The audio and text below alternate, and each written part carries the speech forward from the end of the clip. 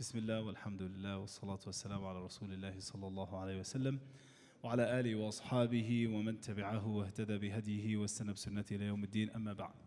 So before, around a month ago, roughly, on a Thursday, we started a series of talks and conversations and discussions around the biggest question, Muslim and American, walking the both roads.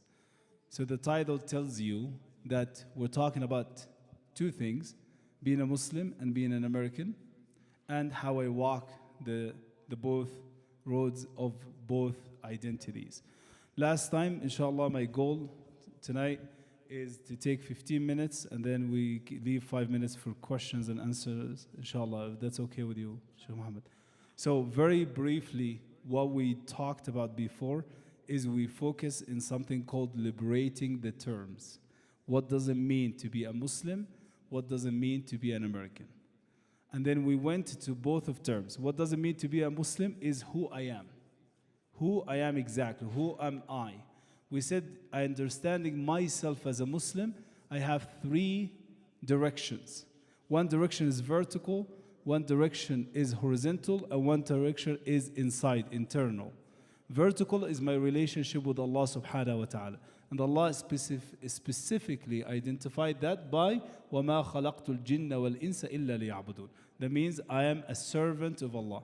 Another thing is Allah subhanahu wa ta'ala says قُلْ إِنَّ صَلَاتِي وَنُسُكِي وَمَحْيَايَ وَمَمَاتِي لِلَّهِ رَبِّ الْعَالَمِينَ لَا شَرِيكَ لَهُ وَبِذَلِكَ أُمِرْتُ وَأَنَا أَوَّلُ الْمُسْلِمِينَ. That means my definition of myself, if I want to define myself, what does it mean to be a Muslim?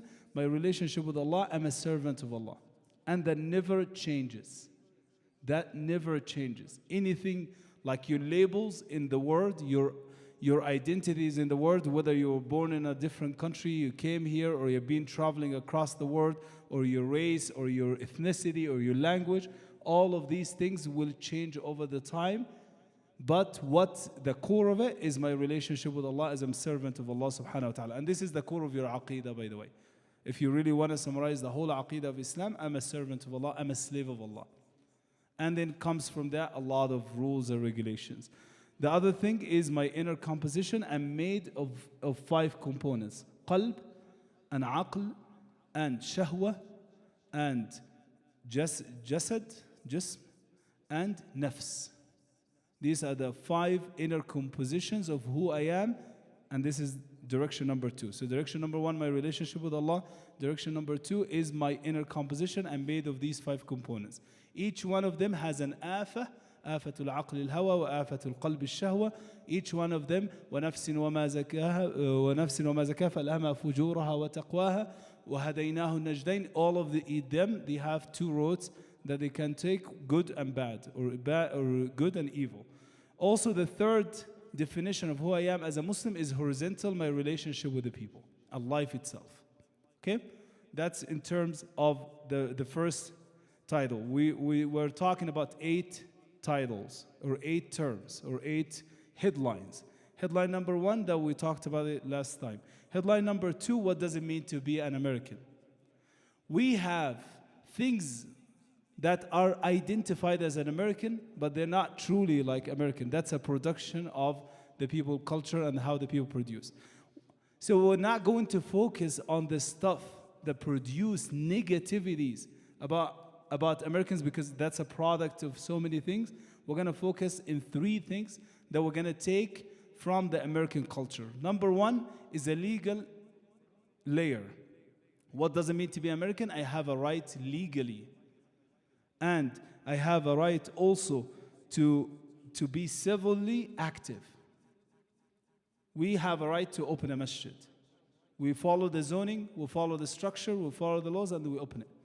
We go to the zoning general assembly as a masjid, and then we go on. We have the right to do all of that. So that's something that's very important. Anyone that follows the legal and the civil layers of what it means to be American, they can fulfill that piece. Another thing also is the ethical and historical part. This country was founded in certain structure, in immigrants, and then after that, those people have some kind of like strict views, and then they brought a lot of enslaved people Many of them are our ancestors from West Africa. So that's a big piece of what it means to be American, that you have a civil and you have ethical rights and responsibilities to protect people's freedom, especially the ones who are being persecuted, like our brothers and sisters from Africa, our brothers and sisters who are minorities. Okay, that's number two. Number three is what's called the culture layer. What it means to be American, there's a culture piece. What is the culture? Language. And I'm telling you, language is a big piece of the culture. Another one is the entertainment styles, how the people entertain themselves, concerts, music, all kinds of stuff like that, movies, all kinds. That's a culture piece. How people colloquially say things or express themselves, or like bro and this and that, and all kinds of these things. That's a big piece of what it means to be an American. These are three pieces of what it means to be an American. That's tie the number two. Tie the number three, we talked about it last time, is walking both roads. We said when we walk the both roads, we have something called culturalization strategies. What the people choose to walk the both roads. Some people, for example, of us, assimilate. You know what it means to assimilate? That they became completely, blindly Americans. With good and bad, together. All of it. They're not filtering anything. They're dressing like the way that it is.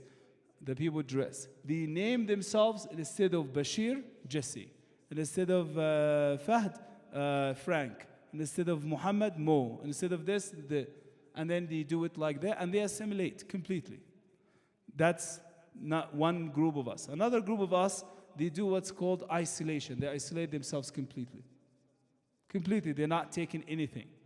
They're saying, okay, I'm gonna shelter myself in my masjid, in an Islamic school and whatever, and I'm not dealing with anything. That's another group. Another group is they do marginalization, is they put them in the edge. Another group, and the fourth group, is what's called integration or biculture. That means that they are grabbing things from the culture and then they are adding to them their values, and then they become Muslim Americans. And all of these are processes. Take a lot of time, but I'm sure one of you is following one of these paths. Whether integration, whether assimilation, whether marginalization, and whether isolation completely. So we talked about all of these ones last time. So we talked about three topics: liberating the terms, what does it mean to be a Muslim, what does it mean to be an American. And number four, walking the both roads, acculturalization strategies. And also we have something called minority stress. We are minorities. And every minority in this country or any other country, they have something called stress. Because they're always alerted that they are minorities. Why? Because majority of the people around you do not do what you do. So you're always alerted with things, how you dress. If I walk with this abaya to go to the store, everyone will stare at me. If my wife or my mother or my sister or whoever walks with the hijab, everybody will look. So you're always alerted. And that causes stress. That makes some people start thinking of taking off their hijab. That makes some people start thinking how to do things differently. That makes some people even change their names or how they address. And I'm telling you, we live that. I live it myself. Like when I go and visit some people, and sometimes if I'm in a majority non-Muslim environment, I try to tend to go by my last name because I don't want anyone to speculate that I'm a Muslim and all of these. And this is in my subconscious. This happens in like automatically. And what's happening here? Because I'm a minority, and that causes me stress. Why it causes me stress? Because I have a lot of stereotypes and biases towards that specific minority. Okay? That's what we have been talking about. So we have also another that's in terms of walking the both roads. So we talked about people take one of these: integration, isolation, and also we have minority stress. And another thing as well is what's called internalized stigma. What that means? That means we Muslims, we never work out things good. you bias against yourself and against your brothers and sisters. And you're not opening a space for growth. You're not helping people to grow. And subhanAllah, that's never been the sunnah of the Nabi sallallahu alaihi wasallam. And Nabi sallallahu alaihi wasallam was inviting people all the time to grow. Like even with Ma'iz al-Ghamidiyya, and then when they committed zina, and Nabi sallallahu alaihi wasallam invited the Sahaba to look at them that they made tawbah. They grow. Also, the young man who came to Nabi sallallahu alaihi wasallam asking him to allow him to commit zina, and Nabi sallallahu alaihi wasallam helped him to grow and how to see things that you are wanting, that shahwa, but shahwa should not control you, because your shahwa can guide you to a dark place. You need to open more other things. You have a ruh, you have a nafs, you have a qalb, you have a أترضاه لأمك, you have a عقل, أترضاه لأمك, أترضاه لأختك, وكذلك الناس لا يرضوهم لأمهاتهم وأخواتهم. Okay, قال صلى الله عليه وسلم. So in terms of that piece, that's something that's very important as well. And also what we do, what's called biculture, that we choose different cultures and so on. So we talked about all of that very briefly. I hope I didn't take that much time. I'm going to take 10 minutes because that's a very, very deep topic. It cannot be finished in 30 minutes or an hour or even like a class of 2-3 hours. That's a huge thing. We're talking about how to live here. So that's what we talked about very briefly, so the people that were not here. So we talked about 4 concepts. Number 1, liberating the terms. What does it mean to be a Muslim? What does it mean to be American? Walking the 2 roads. Today I'm going to talk to you about main challenges for us as Muslims. I have 9 challenges. Very briefly, because each one of them is like a mountain to talk about. But I'm going to be very briefly talking about these 9 challenges, and we end today with it, because that's a 9 headlines topic. So we're going to cover 1 today, and then we go to number 5. What are the 8 challenges? Count with me. Identity and belonging. That's challenge number 1. You are too Muslim for the American school and American classmates and co-workers, and you are too American for the masjid or the school or the Muslim community. They called identity and belonging, where I belong, where exactly I belong. That's because you have a pressure to explain yourself.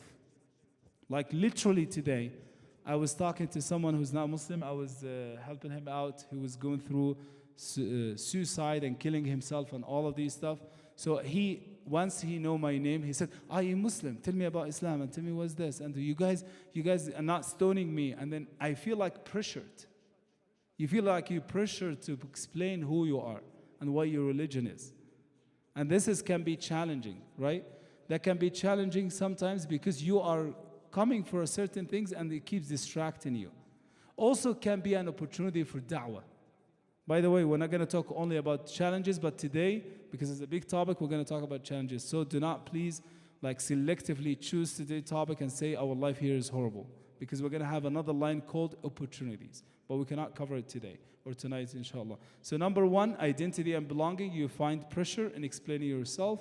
You find what's called dual identity. You always have 2 identities. That's another one. And then also our youth struggles. That our youth find a challenge to see and filter what I need to take exactly, and what's coming from my family that is culture, and what's coming from my family that is my faith. And this is a challenge here. Another challenge, so we talked about number 1. Number 2, Islamophobia or anti-Muslim. As the Imam Muhammad was talking to me, somebody called him today threatening. So Islamophobia and anti-Muslim and public perception, how the public see us, because the media narrative, the media has been sending. I was doing a research about all the books and all the articles that were written from 1996 until 2016, around 500,000 topics that talked about Islam. 90% of them are negative. 90% of between 20 years of, and these academic writings, newspapers, and stuff talk about us, or they're talking about Islam and Muslims, 80% to 90% of them are negative. So you're talking about 20 years of production to the people, mass production of knowledge, and then they are sending the perception about Islam and Muslims that it is negative. So you are challenged by this. Why? Because people jump right away to the surface. They say, you're Muslim, are you marrying 4 wives? You're Muslim, are you having this? You're Muslim, you're subjugating your women, and whatever it is. So that's another challenge that we have, and also what we call work space biases, work and school biases. They were doing a research. 1 of the 4 kids that are bullied in school are Muslims. You're talking about 20% of the kids that are being bullied in school are Muslims. What's the percentage of Muslims in America? 1%. So you see how huge it is? 1% is being bullied 20% of the times. And majority of them are girls, especially when they start wearing the hijab, and then it becomes more visible that they are Muslims. So that's number 2. And we teach kids, and they have kids here, go ahead and ask them how many times have you been called a name. You will find a lot of numbers. So that's number 2 of the challenges. Number 3 of the challenges, practicing Islam in a secular environment. That's another challenge for us. We want to practice our religion, but the environment in general is very secular. The holidays, now it's a holiday season. I see people all the time say, happy holidays. So I'm having a hard time explaining what does it mean. These are not my holidays. The culture itself, the Halloween, the Thanksgiving, the the Christmas, and then you have Saint Peter's holiday or whatever, that the people get drunk. It's so that the secular environment around me is challenging for me. And by the way, saying these challenges is to know them. They're not impossible. You can survive them, because everyone is going through challenges, even if they are living in the middle of nowhere. So practicing Islam in a secular world, especially my prayer times. My prayer times are not part of the schedule. Friday is not part of the schedule. Halal access, Islamic calendar, modesty. That's a big one. The news that they were talking about, they were taking pictures of the masjid, and usually we have men pray in area and women pray in area, and there's some kind of segregation. Everybody is going to judge us because we have some level of modesty. And then we have level of understanding the rules of a woman and a man. So the people jump right away and say they judge us because they expect us to be like them. They expect us to be like certain style of the secular culture, which is very interesting. And you're not the only one, by the way. They judge also like Orthodox Jews. They judge as well Amish and some other people called Quakers. Quakers, these are mainly in Pennsylvania or Philadelphia. So these are type of things. They judge as well Mormons, LDS, Latter-day Saints, people, because they are more into the families, Catholics. So I don't want you to single yourself and live in a victim and not seeing the opportunities, but I'm just sharing today again, and for the record, I'm sharing today only the challenges, and then we'll talk about it later if Allah gives us life and energy and Iman to stay, inshallah, in Iman. So norms that conflicting with social expectation. We have certain norms, like if you see the guy, for example, in New York, when he was eating with his hand, a lot of people judged him. So he has certain norms that the social expectation, this is gross. So these are one of the challenges. So we talked about identity and belonging is anti-Muslim hate, and then practicing Islam in a secular world. And this is a challenge for everyone. Number 4 challenge is family generational tension. What that means, immigrant parent versus American-raised child or son or daughter. That's a challenge. Number 2, marriages challenges around the common and the normal culture of dating, gender roles, independence. And then when you go and then propose to someone to get married, we need mahr $30,000. And then the guy will go, okay, his co-worker is actually taking advances in him because she likes how ethical and how moral he is, or the vice versa. or a guy approaching a woman like that. And then when you go and try to get married in halal way, they say, okay, you have the mahr and you have this and you have this and you have that, and then don't tell me not to work and don't tell me not to do that, and then my money is mine, and then you find complication. That's a challenge. Let's admit it. Let's be clear with it.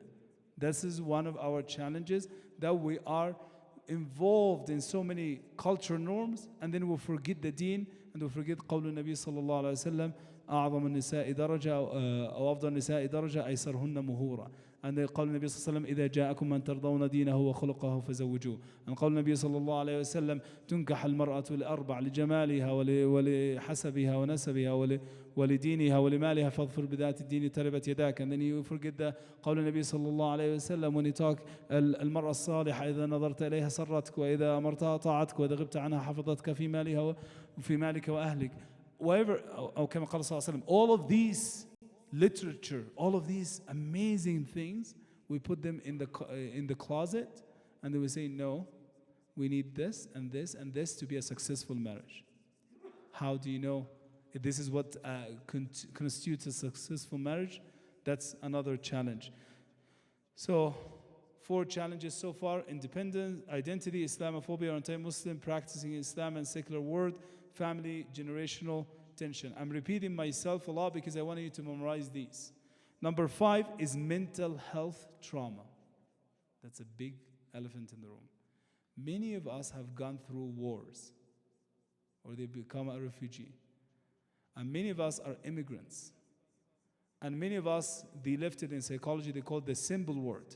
My perfect word of my family and extended family and aunties and uncles and all of that, and then now I became alone. That's called the mental health trauma. Many of us go through culturally competent care. When we go and seek some care, whether that health care, whether that's care in the school, whether that's halal lunches in a school, we miss that. Like, you have to fight for it. Another one is what's called moral pain and injuries. That's a big, big one. You know what moral pain and injury is? When you do something against your values. Or when you witness something that's done against your values and against your deen, and then you stay quiet because you're afraid. And I will give you an example. In Egypt in 2011, I will give you an example about my own background. In Egypt in 2011, we have a revolution happened. Many people, we were young at that time. We were 18 years old or something like that.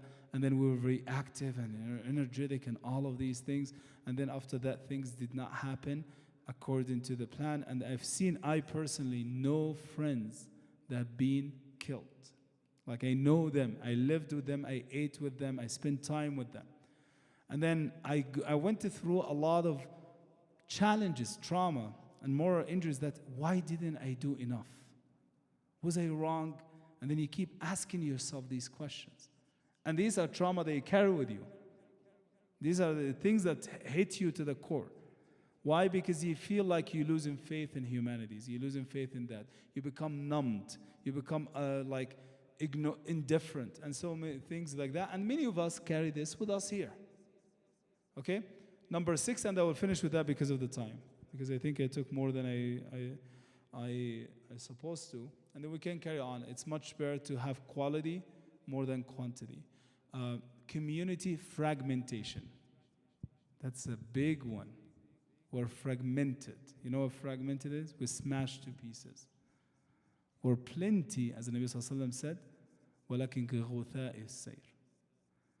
And this is a very big challenge. Community fragmentation is we built a masjid based on race, ethnicity, language, culture, nationality, more than a deen. That's a big one. That's a challenging one. Ethnic, what they call it, ethnic silos. I'm going to be just flocked together with my birds of the same feather, as the English people say it. Or masjid divided by language. Also another one called leadership gap. We didn't train our leaders as they are supposed to be trained.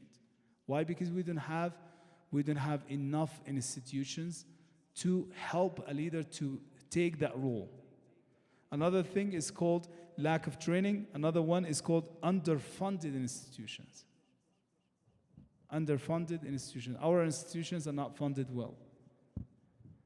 even though if we think logically how to fund an institution, it's not very difficult. It just needs a collective 90+% of us working together.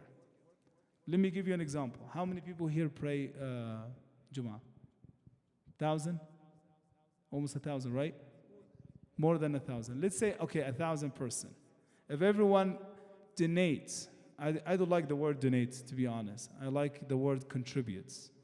If everyone contributes, because you're not donating extra, you're pretty much paying this institution to run. It's like a community club.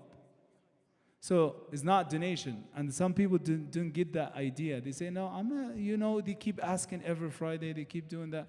What do you think a religious institution will be funded by? I know a lot of people from different religions. You know that around the same size, a Jewish synagogue, I know the leaders of that synagogue, they have 4 rabbis, 4 imams, like 4, and assistants, and they have something called cantors, and then they have youth leader, and then they have a scheduler. You know what a scheduler means? Someone to schedule for these rabbis their meetings. Like, for example, I met one of them and say, okay, let's meet together and stuff. And then I find the scheduler calling me, said, Rabbi XYZ wants to meet you, and then I'm here to schedule the time with you. Okay. So I'm not here to blame and make you feel guilty. But we want to realize that if we have 1,000 person that prays Jummah, and every person in the 1,000 person gives a $10, that's $10,000 a week. That's almost $40,000 a month. And I'm sure this masjid expenses are not more than $40,000. It's how you see how simple it is? But you'll find 50 of the 1,000 donates and 950 don't. This is the common challenge. But you see how $10 are nothing? That's a cup of coffee if you get like a small tiny burritos with it. Right? So it's not costing you that much, but we magnify things that are not realistic. We magnify the $10, but we go outside, and then we might just like buy like something for $50,000 or $50. So that's another challenge, underfunded institution, and another third one is called political and theological polarization. We are polarized by madhahib, which actually that's not meant to be, but we magnify this. We highlight it. And this is a very tricky one, because we are a community that comes from many places. We have Maliki here, we have Shafi'i here, we have Hanafi here, we have a non-madhab here, and the Atba'u Dalil following the proof. We have Hanbali here. We have people that are actually carrying a madhab, but they never knew that it is a madhab because the ulama in their countries have been embedding this madhab in them, and multiple things. And then we come from different places. We come from a lot of social backgrounds. We have people that came from a rich family that get used to servants. We have people that came from a poor family. We have people that came as refugees and living in camps for years and years and years. So I'm going to end up here, and I'm going to repeat them and open the questions to you because of the time. I talked about 6 challenges. Number 1, identity and belonging challenge. Number 2, anti-Muslim hate and public perception. Number 3, practicing Islam in an international and national and domestic secular world. Number 4 is family generational tension between generations within the same family. Number 5 is mental health trauma. Number 6 is community fragmentation and division. That's, for now we have other like 5. Actually, we have another 3, but we'll stop here because of the time, and then I'm open for questions for you, inshallah. Just to let you know, if Allah subhanahu wa ta'ala plans for us to meet again, we're going to talk next time about experiences of Muslim minorities in the past. That's another topic. And we're going to talk about opportunities of being a Muslim in America.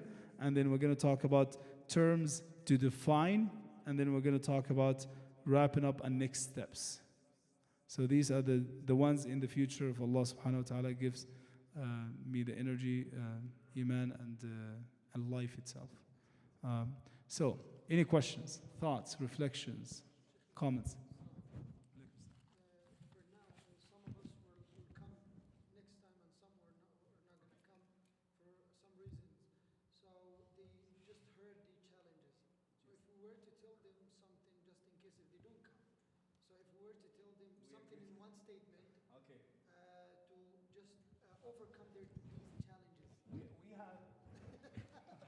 Okay, I'm gonna just like reflect in them because that's another big thing. So just one thing, the Prophet ﷺ lived multiple identities, but he lived one identity that's he's a Muslim. He's Abdullah. Yeah, Subhanalladhi asra bi'abdihi. He never changed that piece. But he was a Meccan. And then after that he was a Madani. He was Medina. Also the Sahaba themselves. So he was Hashimi, Qurashi. He was proud of that. أنا النبي لا كذب أنا ابن عبد المطلب. When he said in Hunayn. So he was aware of these one and he was proud of these identities, but he was flexible with them too. وَلَا تَمُوتُنَّ إِلَّا وَأَنْتُمْ مُسْلِمُونَ. So that's something that's very, very important. So if we keep stuck that I'm an African or I'm North African, I'm this, I'm Arab, I'm that, and that type of pieces, and then ignore the core of the identity that never changes, Anta Abdullah. We talked about that one. And then we have seen examples before, and the sunnah of the Nabi sallallahu alayhi wa sallam, for example, after Hunayn, when Al-Ansar, the people from Medina, were so afraid that Nabi sallallahu alayhi wa sallam now will leave them and go back to Mecca, he told them, Al-Aisha Aish Al-Ansar, I'm going to live with you, and I'm going to die with you.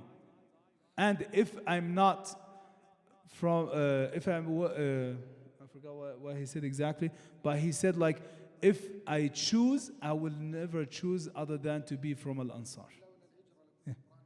لَكُنْتُ امْرَأً مِنَ الْأَنصَارِ. So if I'm not born and raised in Mecca, I would love to be from Al-Ansar. And he lived that. We talked about Sahaba. By the way, some part of the history, we know a lot of Arab tribes and some of the Sahaba traveled across the world. And this is something and they were minorities for different time. So it just like if you haven't heard that one, that's another example. Also, we have three big examples of this from the Sunnah. We have a Meccan period and Meccan people, and we have Al-Habasha people, the people that live in Habasha for a very long time. And then we, according to some traditions, we might have some Sahaba even buried in Al-Habasha and Abyssinia, modern day Ethiopia. And then we have a Madani period, the Sahaba that will live in a majority and some other minorities. And each one of them has different fiqh and different regulations and all of these ones. So when we talk about that one, if you haven't heard me again or you haven't been here again, we'll explore more about each one of these. Also, the opportunities that we have here is freedom to practice and organize ourselves if we want to. If we want to open tomorrow a full-time school, if we follow the rules of everybody, we will be able to open it. Nobody will stop you, right? So that's an opportunity. That's an opportunity that's carried with it. You can have a real space to build a masjid, a school, a centers, and then also you have a chance to be, another opportunity, to be a model for ethics. I had one person one time came to the masjid, he's not Muslim, and they said, I have a friend of mine who's from Afghanistan, he is a Muslim, and then I've never seen a person of such moralities and ethics as I've seen him, and they promised him, I'm going to go and see the place of worship for him. So that person was a model of ethics, integrity, honesty, which is these akhlaq are our deen. These social akhlaq, they're not just because we are humans, we have to be honest, and no, it's a deen. إِنَّمَا بُعِثُّ لِأُتَمِّمَ مَكَارِمَ الْأَخْلَاقِ. That's part of your deen. So we have an opportunity to be like this. We have also an opportunity to shape and reflect in what it means to be an American.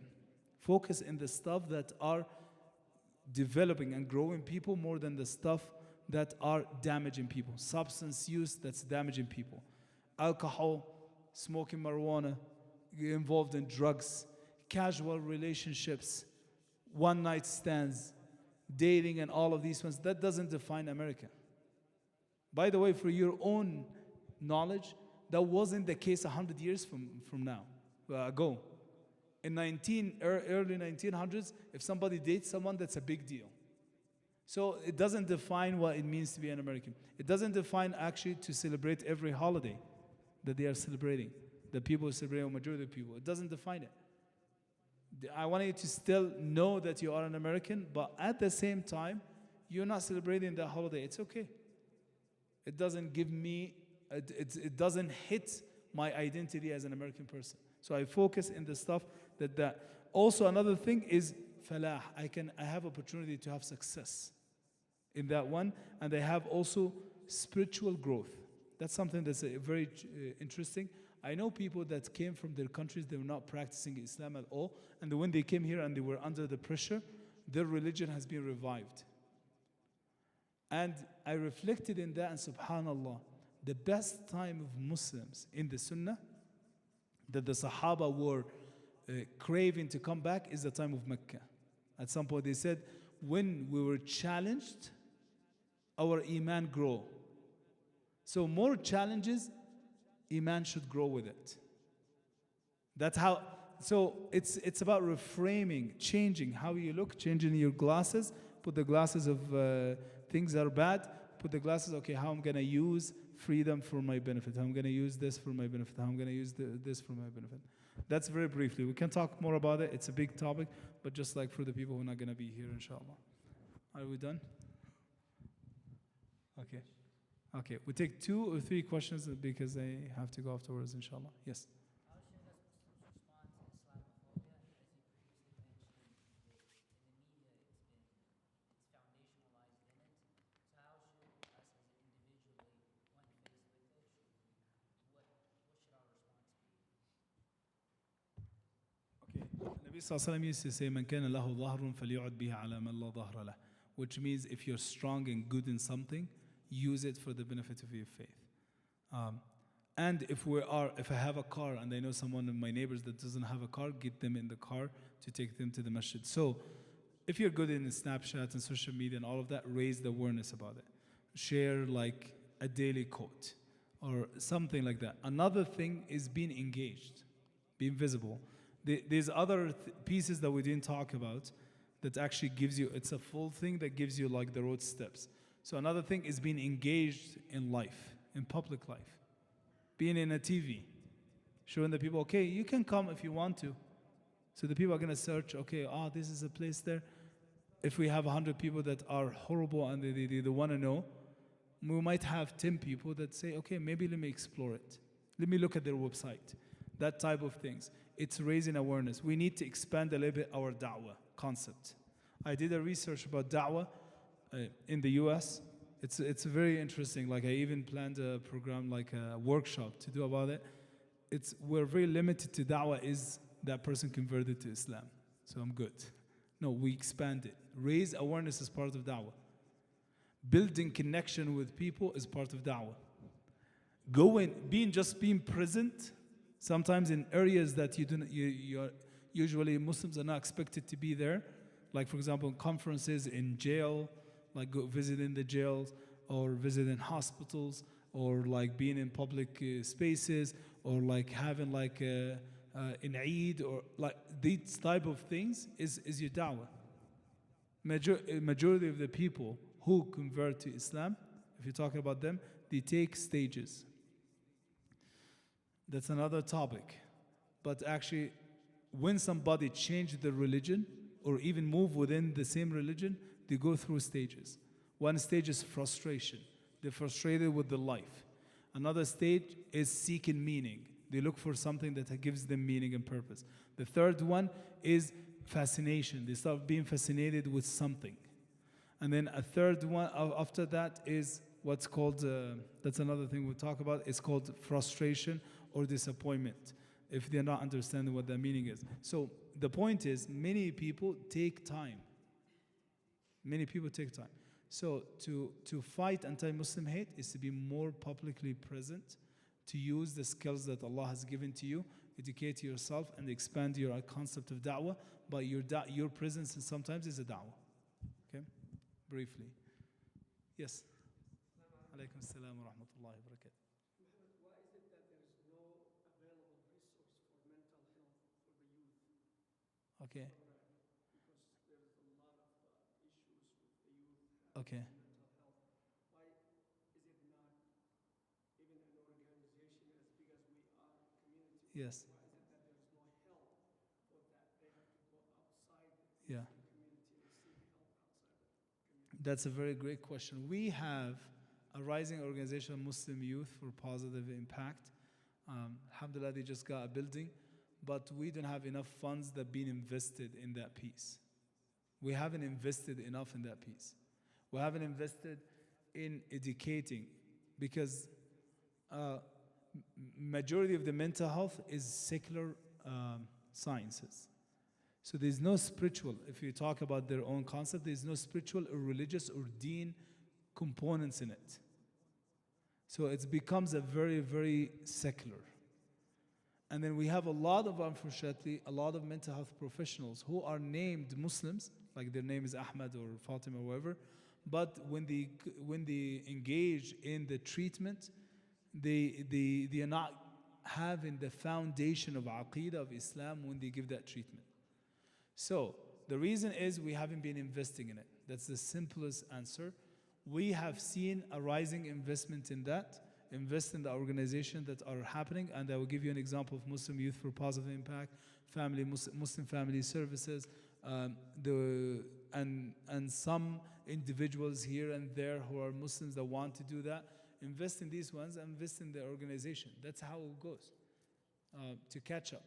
Because we have a rise of this. We have a huge rise of mental health. One time I give khutbah about pain in the masjid. A lot of people came to talk to me and said, oh, my dad has been abusive, my mom has been this. And I was shocked amount how many people are in pain. But they're not talking about it. Sheikh Muhammad is going to kick me out, so we're done. Okay. سبحانك اللهم وبحمدك نشهد أن لا إله إلا أنت نستغفرك ونتوب إليك. اللهم إن كان من توفيق فمنك يا رب العالمين وإن كان من تقصير فمني ومن الشيطان. اللهم اغفر لنا ذنوبنا وإسرافنا في أمرنا وثبت على الحق أقدامنا. اللهم اقسم لنا من خشيتك ما تحول به بيننا وبين معصيتك ومن طاعتك ما تبلغنا به جنتك ومن اليقين ما تهون به علينا مصائب الدنيا. اللهم متعنا بأسماعنا ومتعنا بأبصارنا ومتعنا بأبصارنا أبدا ما أحيتنا يا رب العالمين. اللهم عافنا في أبداننا وفي أسماعنا وفي أبصارنا. اللهم إنا نعوذ بك من شرور الدنيا. اللهم إنا نعوذ بك من فتن الدنيا. اللهم لا تجعل فتنتنا في ديننا ولا تجعل هذه الدنيا أكبر همنا ولا مبلغ علمنا ولا إلى النار مصيرنا. اللهم إنا دعوناك كما أمرتنا فاستجب يا ربنا كما وعدتنا. سبحان ربك رب العزة عما يصفون وسلام على المرسلين والحمد لله رب العالمين وصلى الله وسلم على سيدنا محمد.